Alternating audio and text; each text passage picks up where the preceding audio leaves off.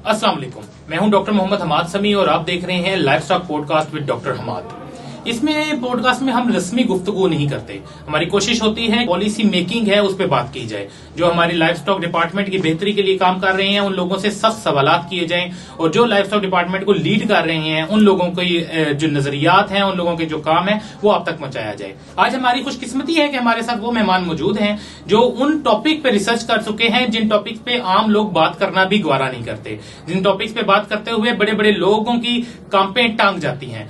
मेरी मुराद और कोई नहीं, मैडम अनीला जमीर दुरानी साहिबा से है जो आज स्पेशल इस पॉडकास्ट के लिए तशरीफ लाई। अस्सलाम वालेकुम मैडम। वालेकुम अस्सलाम। मैडम बहुत शुक्रिया, आपने अपने कीमती वक्त से टाइम निकाला और हमारे इस पॉडकास्ट के लिए, हमारे नाजरीन के लिए तशरीफ लाई। मैडम बहुत शुक्रिया, आपके बुलाने का बहुत शुक्रिया। I feel honoured. Thank you very much. अच्छा मैडम, थोड़ा सा अपना इंट्रोडक्शन दें कि किस तरह वेटरी मेडिसिन और फिर वेटरी के अंदर आके एक 12 साल का एक टाइम पीरियड जो आपने युवास में गुजारा है वो किस तरह करा और इसको सिलेक्ट कैसे किया कि आपको इस साइड पे आना चाहिए?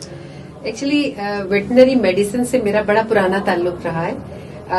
यूनिवर्सिटी की लाइफ में एंट्री से पहले मैं लाइफ स्टॉक डिपार्टमेंट में ही बतौर वेटनरी ऑफिसर काम करती रही। जबरदस्त। और मैंने 14 साल मैंने आपके डिपार्टमेंट में काम किया और उसमें फील्ड के अलावा मैंने डायग्नोस्टिक लैब और GTZ में भी काम किया। ठीक है। यहाँ पे मैं ये जरूर बताती चलूं कि मेरी जितनी भी ग्रूमिंग हुई है वो इसी डिपार्टमेंट ने की है। ये ऑनर है और मैडम। आज तक मैं जिस पोजीशन पे पहुंची हूँ वो इस डिपार्टमेंट के दिए हुए एक्सपीरियंस की वजह से पहुंची हूँ। बिल्कुल ठीक। यहाँ से मेरा सफर शुरू हुआ था लाइफ स्टॉक डिपार्टमेंट में 6 जून 1991 में, 1991 में। अच्छा। और 91 के बाद फिर मुख्तलिफ ऑफिसेज, मुख्तलिफ असाइनमेंट्स के बाद अल्टीमेटली मेरी आखिरी जो असाइनमेंट थी वो यहाँ GTZ प्रोजेक्ट में थी।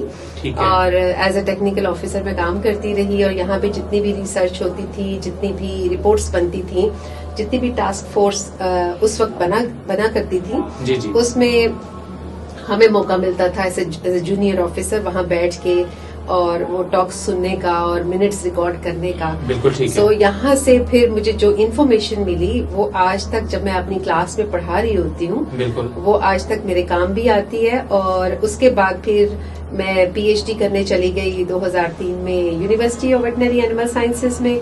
क्लिनिकल मेडिसिन का इंतखाब किया क्योंकि मेरी जो कैडर था यहाँ पे वो एक्सटेंशन का था। बिल्कुल ठीक और मैंने एक्सटेंशन में काम किया, एनिमल हेल्थ में काम किया, फील्ड में हॉस्पिटल्स में मैंने काम किया। तो मेरा कैडर क्योंकि एक्सटेंशन का था मेडिसिन कोड। बिल्कुल ठीक है। नॉमिनेट मुझे उस वक्त उन्होंने क्लिनिकल मेडिसिन के लिए किया था, मैं नॉमिनेशन पे गई थी यूनिवर्सिटी में। और फिर उसके बाद मैं वहाँ पे जो मेरी सिलेक्शन हुई वो as a lecturer institute of continuing education extension में हुई। मेरे एक्सपीरियंस के बेसिस। बिल्कुल सही है। और ये मैं बताती चलूं कि मैं जब DVM में थी तो मैंने टॉप किया था अपनी सेक्शन में। लेकिन बहुत सी वजूहात की वजह से उस वक्त यूनिवर्सिटी में मुझे जॉब नहीं मिल सकी थी। ठीक है। As a lecturer. ठीक है। लेकिन एक लंबा टाइम पीरियड गुजारने के बाद जब मैं वापस यूनिवर्सिटी में पहुंची तो वो इस डिपार्टमेंट का पूरा एक एक्सपीरियंस था 14 साल का मेरे साथ। वो जो भी होता है बेहतरी के लिए होता है। जी। तो वो एक पूरा एक्सपीरियंस लेके अगर उस दिन आप होती तो हो सकता है ये वाला एक्सपीरियंस जो है मिस हो। मैं यहाँ तक नहीं पहुँच सकती थी। बिल्कुल ठीक है।